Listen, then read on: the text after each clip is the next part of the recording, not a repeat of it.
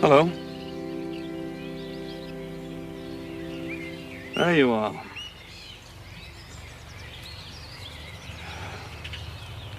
Oh, come on. If you please.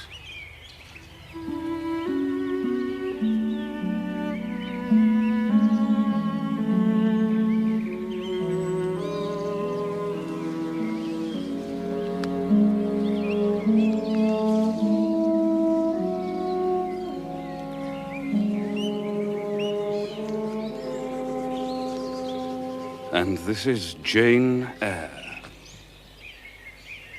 Yes, just one of your tricks to come on foot. What the devil have you been doing this last month? I've been with my aunt, sir, who is dead. True Janian reply. Good angels be my guard, she comes from the abode of the dead. I said you were an elf. I'm no elf, sir. Truant. Absent from me a whole month. And forgetting me quite, I'm sure. I thought you were in London, sir. I suppose you found that out by second sight. But I'm back. I had a letter from Mrs. Fairfax. Stay still. And did she inform you of what I went to do? Oh, yes, sir. To buy a new carriage. And to make arrangements for your wedding to Miss Ingram. Well, you should see the carriage, Jane. And tell me if you don't think it would suit Mrs. Rochester exactly. I wish at times I were a trifle better adapted to match with her, externally. Tell me now, fairy that you are, you couldn't give me a charm or a filter or something of the sort? It would be past the power of magic, sir.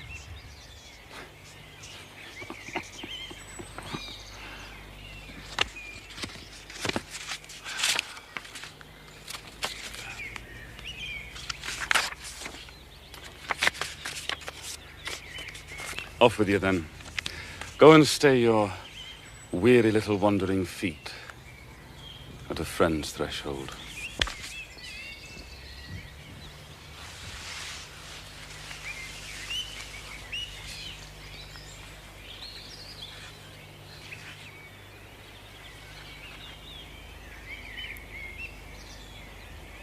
Thank you, Mr. Rochester, for your great kindness to me. I'm strangely glad to be back again. And wherever you are is my home. My only home.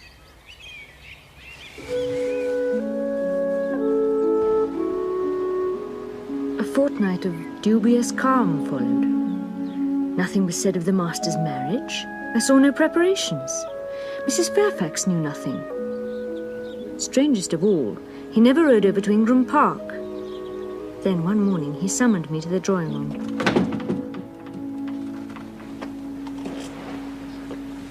Sit down. Now, Jane,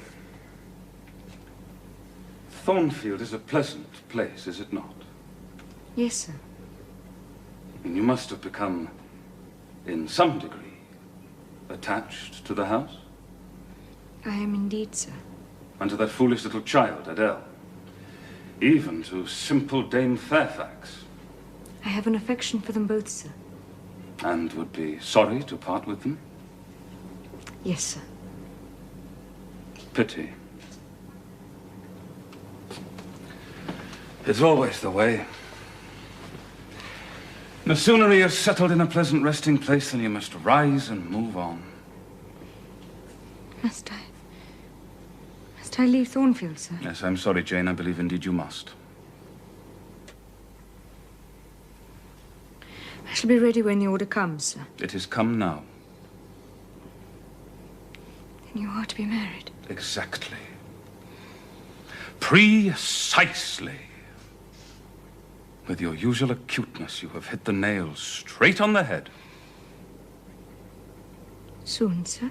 Very soon, my Miss Eyre. And you remember, the first time I intimated that I intended to take Miss Ingram to my bosom, you said, with that discretion I admire in you, that you and little Adele had better trot forthwith.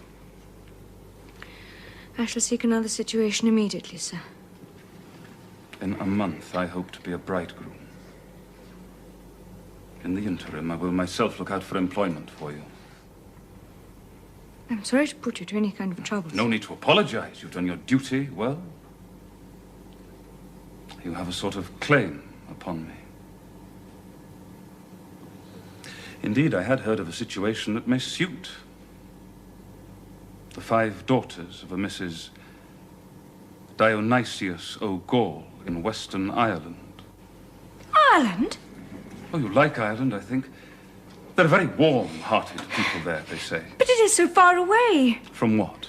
Well, from England and from Thornfield. And? From you, sir.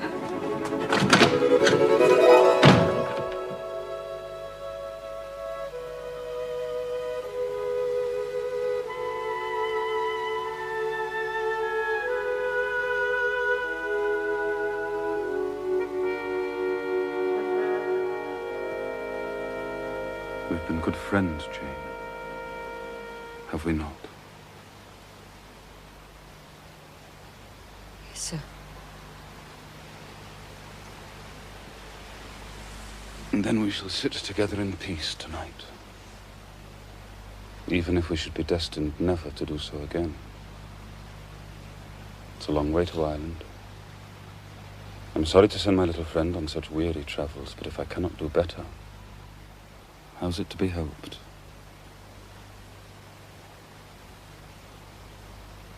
Are you anything akin to me, Jane, do you think? Because I have a strange feeling with regard to you. Especially when you're near to me as now. And if that boisterous channel and 200 miles of land come broad between us, I'm afraid some cord of communion will be snapped. Then I shall take to bleeding inwardly. As for you, you'd forget me. That I never should, sir. Do you hear the nightingale singing in the wood? Listen. I wish I'd never been born. I wish I'd never seen Thornfield. No, because you're sorry to leave it? I love Thornfield. I love it because in it I've lived a full and delightful life. I've not been trampled upon. I've talked face to face with what I reverence, with what I delight in. I've known you, Mr. Rochester. It strikes me with terror and with anguish to be torn away from you forever. I see the necessity of departure, and it is like looking on the necessity of death. Now, where do you see the necessity? You have placed it before me. Mr. Ingram, your bride. My bride? What bride? I have no bride. You will have. Yes, I will. Then I must go. No, Jane. You must stay. I swear it. I tell you, I must go. Do you think because I'm poor, obscure, plain and little, I'm soulless and heartless? I have as much soul as you and full as much heart.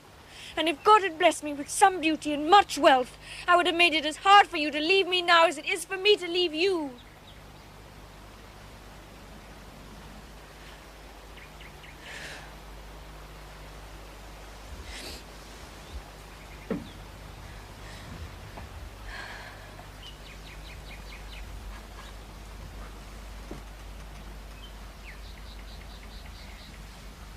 It is my spirit which addresses your spirit. Just as though both had passed through the grave and we stood at God's feet equal. Independent will, and I shall leave you. It is your will that shall decide your destiny. I offer you my heart, my hand and a share of all my possessions.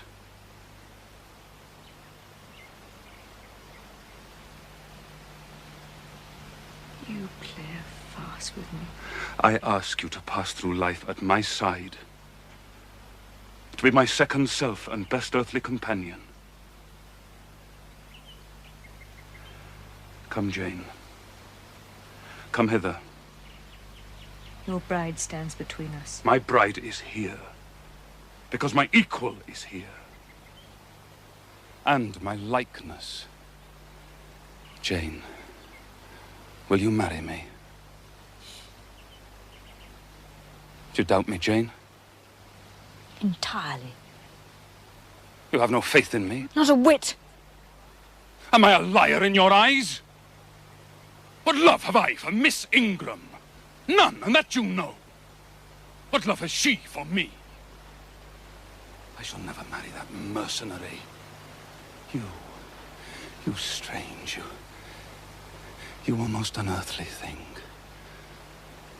I love you as my own flesh. I entreat you. Accept me as your husband.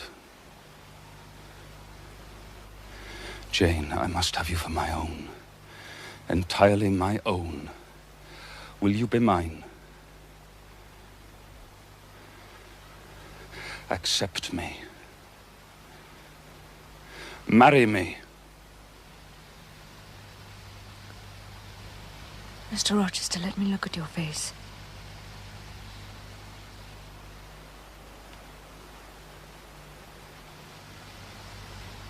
Are you in earnest? Do you truly love me? Do you sincerely wish me to be your wife? I do. And if an oath is necessary to satisfy, I swear it. Then, sir, I will marry you. Make my happiness. I will make yours.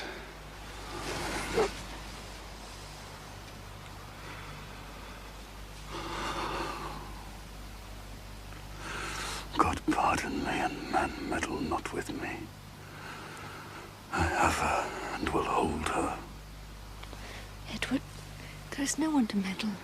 I have no kindred to interfere. No. That's the best of it. Are you happy, Jane? Yes.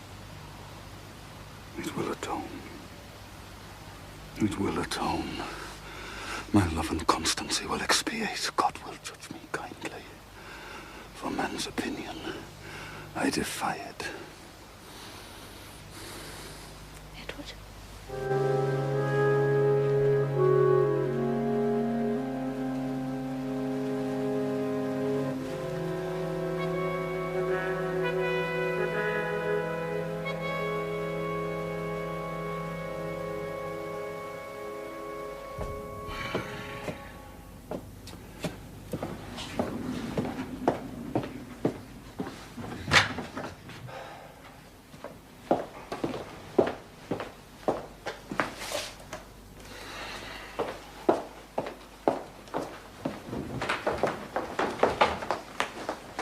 Oh, come on, Chester. Edward Fairfax Rochester's girl bride. Human beings never enjoy complete happiness in this world. I'm no exception. It's a daydream. Which I can and will realize. I wrote this morning to my banker in London to send me certain jewels he has in his keeping. I shall pour them into your lap. No. I shall hang diamond chains around your neck. Oh, please do not speak to me as though I were a beauty. I am your plain Quakerish governess. You are a beauty in my eyes. And I shall make the world acknowledge you a beauty. And then you won't know me. I shan't be Jane Eyre any longer. I don't speak to you as though you were handsome, though I love you dearly. Too dearly to flatter you. Please, don't flatter me. Please, don't send the letter.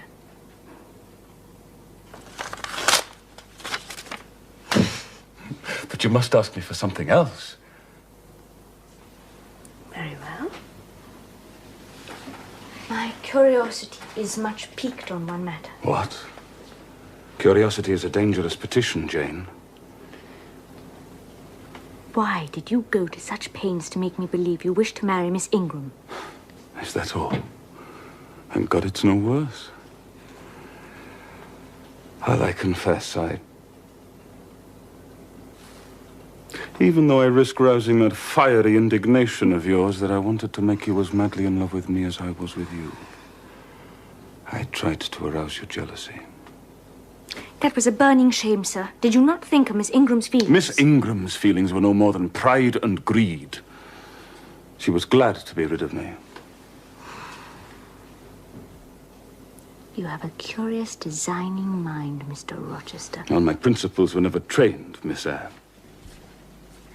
I am so astonished.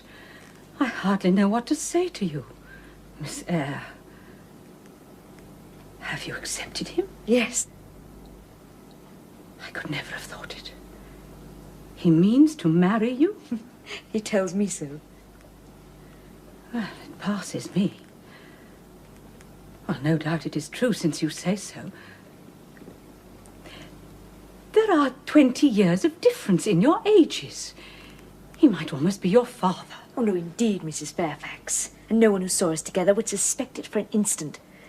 Mr. Rochester looks as young and is as young as many men at 25. Is it really only for love he is marrying you? Oh, I'm sorry, I do not wish to grieve you. But you are so young and so little acquainted with men. I wish to put you on your guard. Against what, Mrs. Fairfax? In this case, I do fear that there may be something found different to what either you or I expect. Why? Am I a monster? Is it impossible that Mr. Rochester should have a sincere affection for me? No, I dare say he is fond of you. But gentlemen in his station are not accustomed to marry their governesses. There have been times when, for your sake, I have been a little uneasy at his marked preference, and have wished to put you on your guard. But I did not like to suggest the possibility of wrong. Wrong? Mrs. Fairfax, we are marrying. Last night, I cannot tell you what I suffered when I saw you coming in with him at such a late hour. It is enough that all was right. I hope all will be right in the end.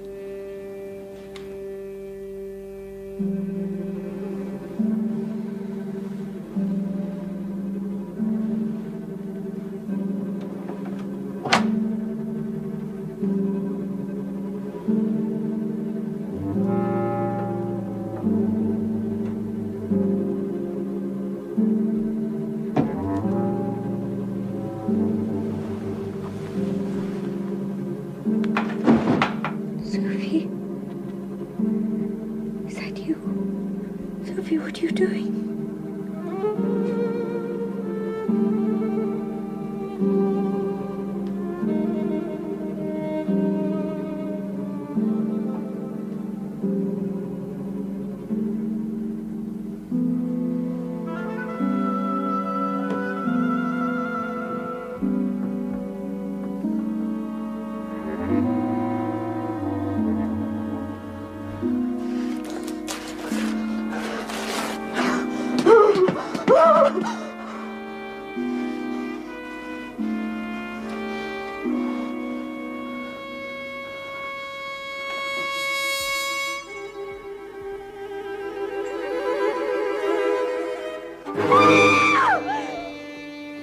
I can tell you, it was not Grace Poole. It was nothing but a creature of your imagination. Oh, I must be careful of your nerves, my treasure. Sir, the thing was real. And your dreams beforehand, were they real? Now, is the hall a ruin? You had another dream, Jane. And this veil, a special gift to me. Well, thank God if anything malignant did come near you last night. It was only the veil that was harmed. Oh, think what might have happened. Oh, but tell me who or what that woman was. Now, Jane, I'll tell you. It was half dream, half reality. Look, clearly a woman entered your room last night. That woman was Grace Poole. You said yourself she's a strange creature. Now, what did she do to me? To Mason?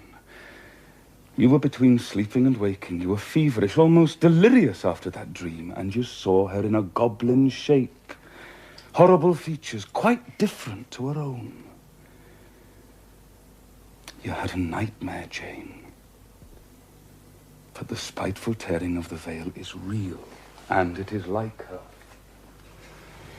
Then why do you keep... You would ask me yet again why I keep such a woman in my house!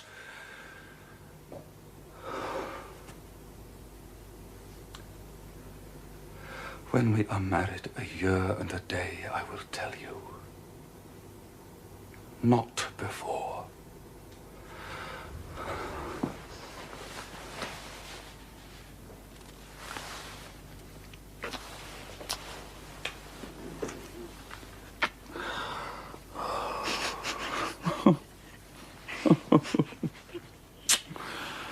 Are you satisfied?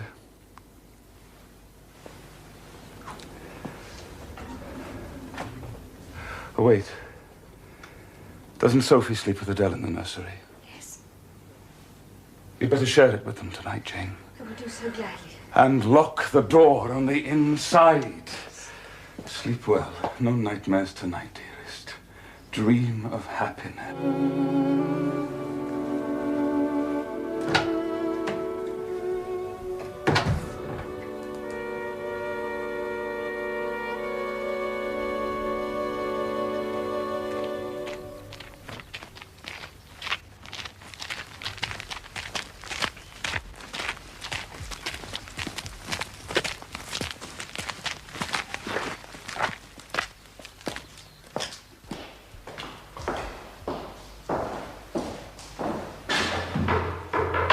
Welcome, sir.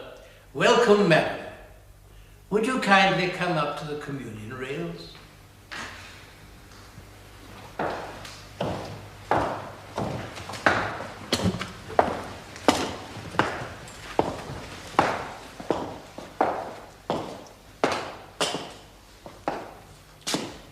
This is a most happy occasion. Mr. Rochester, I have had the privilege many times... Shall we proceed, Mr. Wood? Why, of course. Dearly beloved, we are gathered here in the sight of God and in the face of this congregation to join together this man and this woman in any just cause why they may not lawfully be joined together. Let him now speak, or else hereafter ever hold his peace.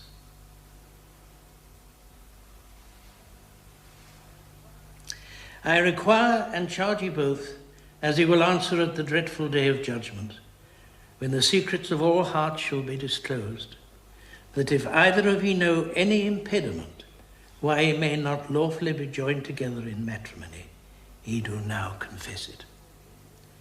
For be ye well assured I declare the existence of an impediment.